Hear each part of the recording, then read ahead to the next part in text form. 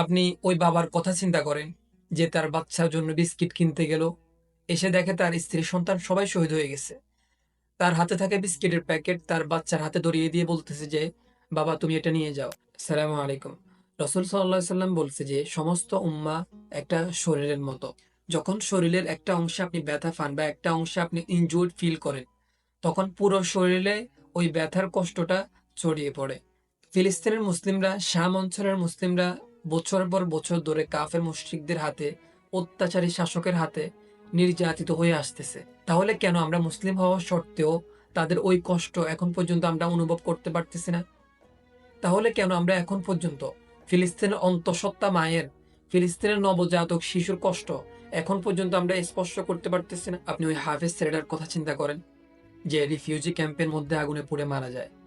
তার নাম ছিল সাবাদ। ছেলেটা সফটওয়্যার ইঞ্জিনিয়ার ছিল। আপনি ওই ছোট্ট মেয়েটার কথা চিন্তা করেন যার নাম ছিল রিম। রিম বিল্ডিং দোষে মারা যায়।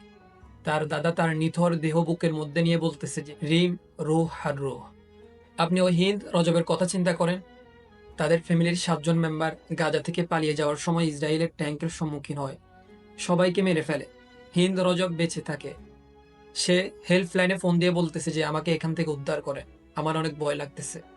12 দিন পর যখন হিন্দ রজবের ডেড বডি মিলে, তার আশেপাশে যারা তাকে সাহায্য করার জন্য গেছে সবাই ধ্বংসস্তূপে শহীদ হয়ে পড়ে আছে। আপনি ওই 3টা বোনের কথা চিন্তা করেন। 3টা বোন, 3টা ছবি।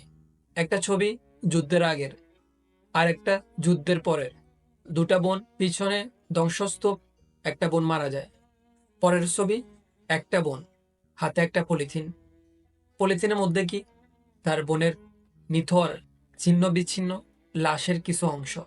আসহাবে উখদুদের ওই বালকের কথা মনে আছে, যেই কিনা জীবন দিয়ে তার জনপদের মানুষের বিবেকের চোখ খুলে দিছে?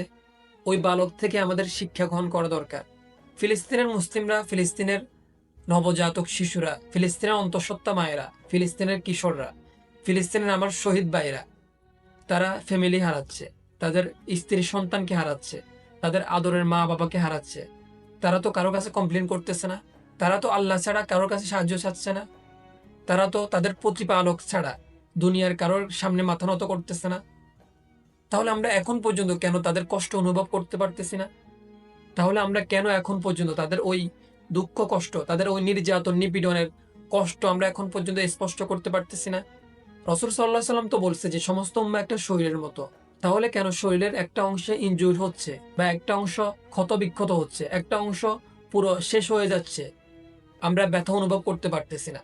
আমরা ওই কষ্ট স্পষ্ট করতে পারতেছি না? মুসলিম হিসেবে আমাদের যেই ফিতরত থাকা দরকার ওই ফিতরত আমরা হারিয়ে ফেলছি। মুসলিম হিসেবে আমাদের যেই মূল্যবোধ থাকা দরকার ওই মূল্যবোধ আমরা হারিয়ে ফেলছি। আমরা ফিলিস্তিনের শিশুদের কান্না, ফিলিস্তিনের অন্তঃসত্ত্বা মায়ের কান্না, ফিলিস্তিনের আমার শহীদ ভাইয়ের কান্না এখন পর্যন্ত আমাদের কানে এসে পৌঁছাচ্ছে না। আমরা হতভাগা, আমরা দুর্ভাগা মুসলিম জাতি।